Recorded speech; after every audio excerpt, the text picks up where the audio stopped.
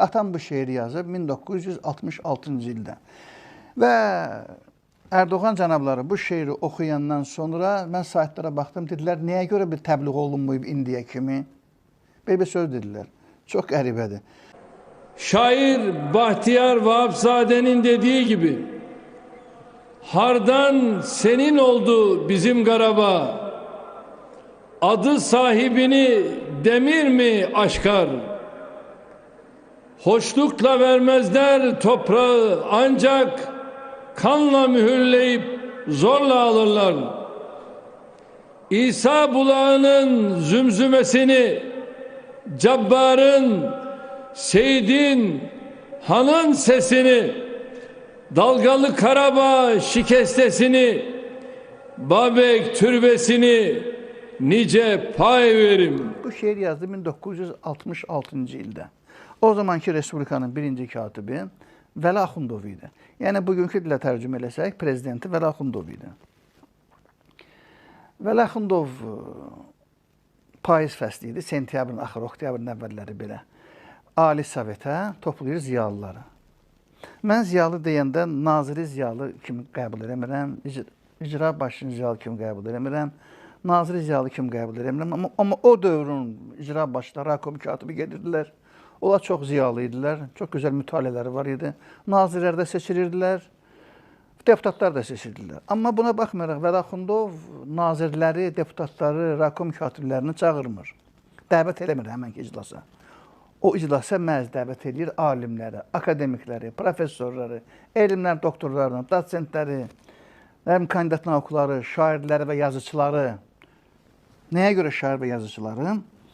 Ona görə ki, hər dövrdə sözün deyən şair və yazıcı olub. İndi bilmirəm, bizdə yeni ziyalılar çağırır, ziyalılar dəvət edir Ali Sovetə. Dediyim kimi, o zaman Milli Məclis yox idi. Və o zaman bütün alimlər, dediyim, Respublikanın ən hörmətli adamları yarışmışdılar, həmən Ali Sovetə. Mənim atam da oradaydı, 41 yaşı var idi, səhv verim, 41-42. Və o zaman Vəli Axundov uzun-uzadı çıxışa başladı, birbaşa mətləbə gələ bilmirdi və sözünün sonunda dedi ki, qardaş Ermənistanda sıxlıq var, əraziləri kiçikdir, bizdən bir qədər torpaq vermək lazımdır onlara. Belə bu sözü deyib qurtarmışdı ki, Vəli Axundovun üstünə cumdular. Naxçıvan tərəfdən torpaq vermək lazımdır ermənilərə. O zaman dərhal bunun üstündə bütün ziyalılar, iştirak edən ziyalılar cumurlar, sözün əsrlə şığıyırlar. Və bu zaman bir gənc alim, elmlər namizədi, Abbas Zamanov, Allah rəhmət eləsin ona, sonra akademik oldu.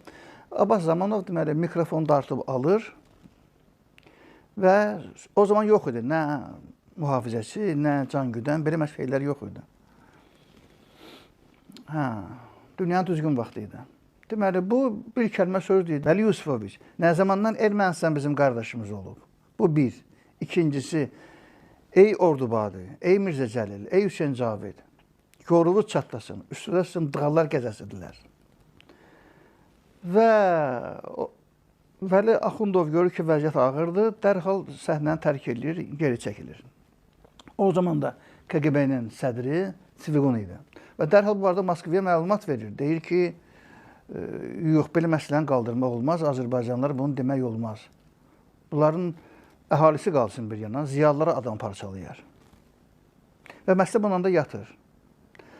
Və atam həmin günü belə bir şey yazır, torpaqdan pay olmaz. 66-cı ilin oktyabrında yazır. Və orada açıq aydın hər şey deyir ki, dığalar mənim torpağımda gəzə bilməz, məndən aldığım kirvadır, sənə haram olsun. Ay dığalar, hər dəfə sən məndən torpaq istəyirsən. Açıq aydın, heç kim buradan gizlətmir. Dığa yəqin bir ermənilərdə işlənir də bu söz. Və təsəvvür edin ki, həmin ildə, noyabr ayında, dekabr ayında bu şeiri televizorda oxuyur.